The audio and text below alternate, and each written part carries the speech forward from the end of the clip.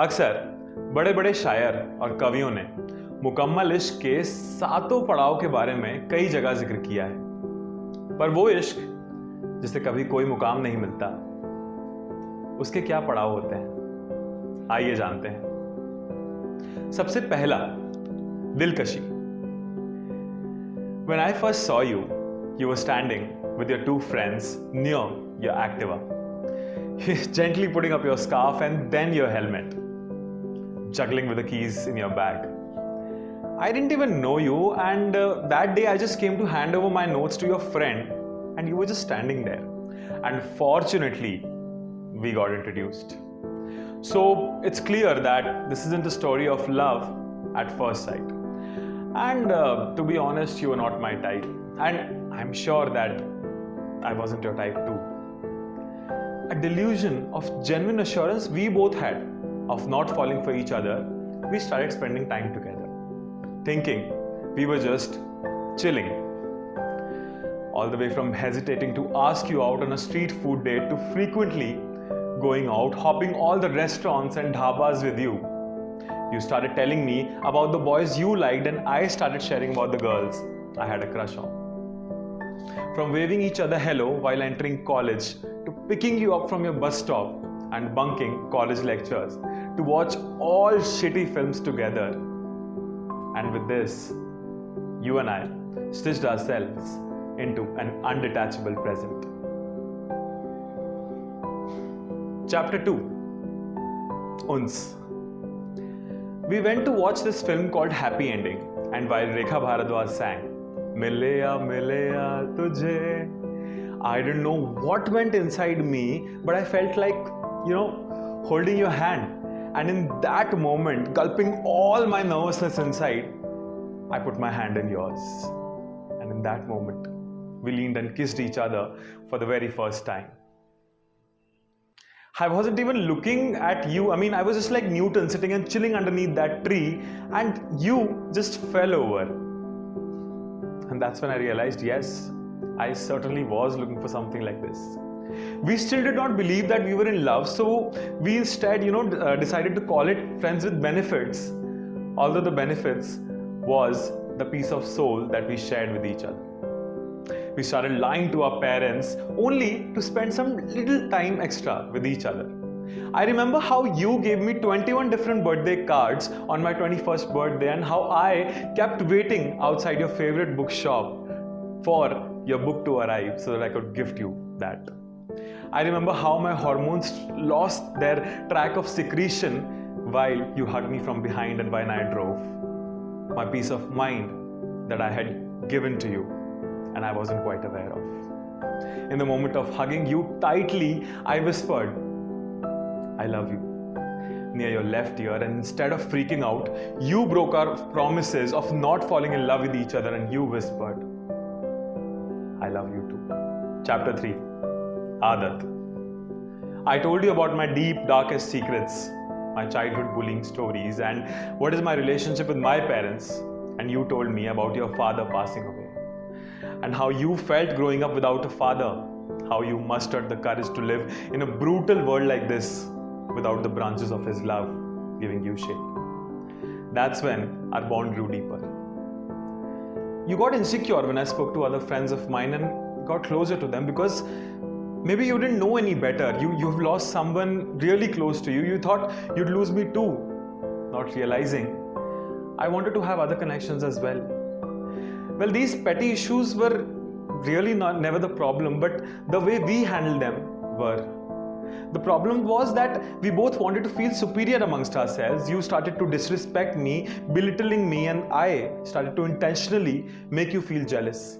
Say shit about you and your friends, and soon our friends hated each other. I didn't know when to comfort you, and instead I did things that make you mad. We attempted to make each other happy, but ended up making each other unhappy, leaving a void. Getting back at each other became our unhealthy way of telling each other that we care. I still tried to give you all the love I could, but in that moment, I felt like I was sailing a ship stuck in an angry storm, not knowing what to do.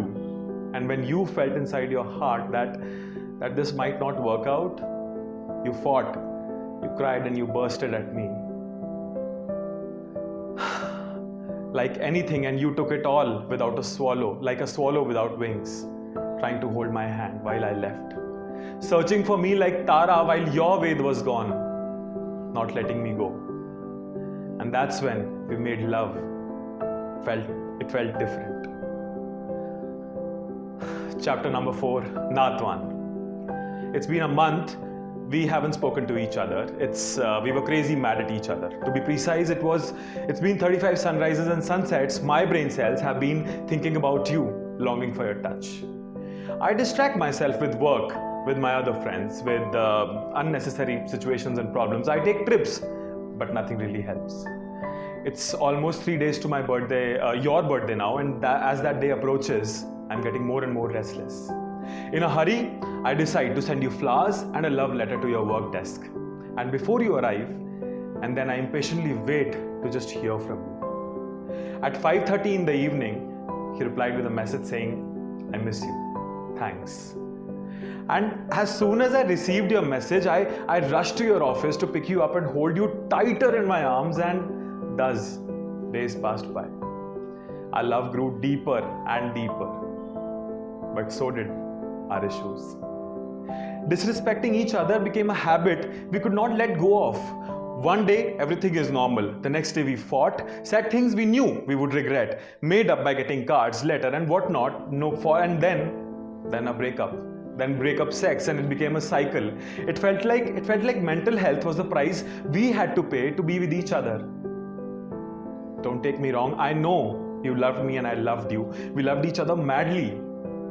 But beneath the umbrella of love, there was a storm we both overlooked at. To a third person, this might be toxic, but for us, it was our home, a sense of comfort that only we both could feel. Chapter 4, Natwan. It's been a month since we haven't spoken to each other. We were crazy mad at each other. To be precise, it's been 35 sunrise and sunsets. My brain cells have been thinking about you, longing for your touch. I distract myself with work, my other friends. I take trips, but nothing helps. It's almost been 3 days to your birthday now, and as that day approaches, I'm getting more and more restless. In a hurry, I decide to send you flowers and a love letter to your work desk before you arrive. And then I impatiently wait to hear from you. At 5:30 in the evening, you replied with the message saying, "I miss you. Thanks."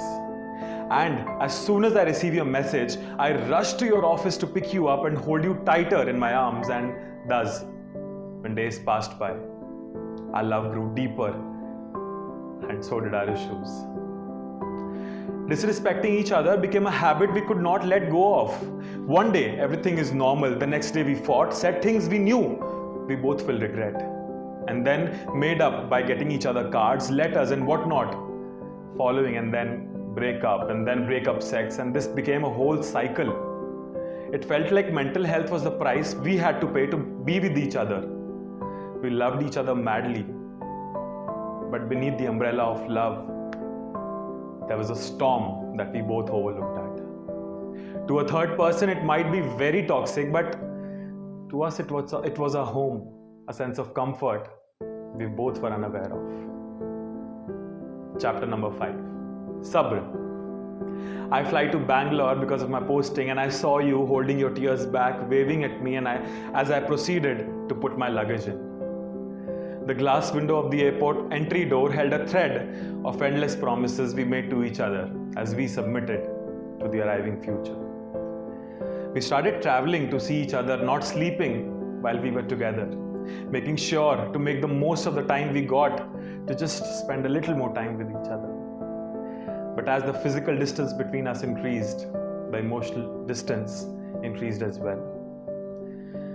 Love remained the same, but fights, it's your fault. It's your fault that you didn't call. You are clearly ignoring me. You are the worst person I've ever seen. How could I have been with such a shitty person like you? You probably just want to fuck around with other guys or girls. You don't call me ever. 36 missed calls, threats, anxiety, gaslighting, no dinner, no sleep.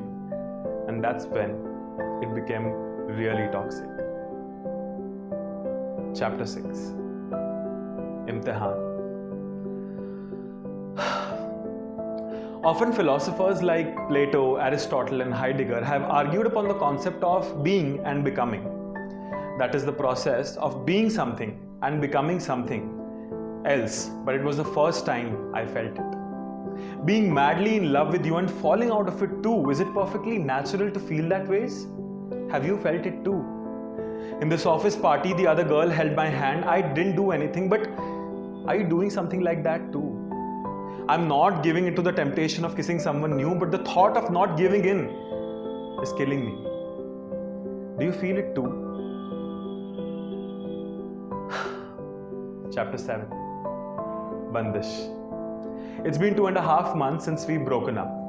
I'm lying naked with a girl I've just met. It was the first time I was making love to anyone other than you. It was pretty steamy until her speaker played. We don't talk anymore like we used to do. And you popped in my head. And I lost interest in a spur of moment. I'm still thinking about you. Not entirely, but probably in bits and pieces. I'm thinking about you. Now when I enter any club or bar, you're a part inside me. I'm thinking about you. But probably I'm not thinking about you.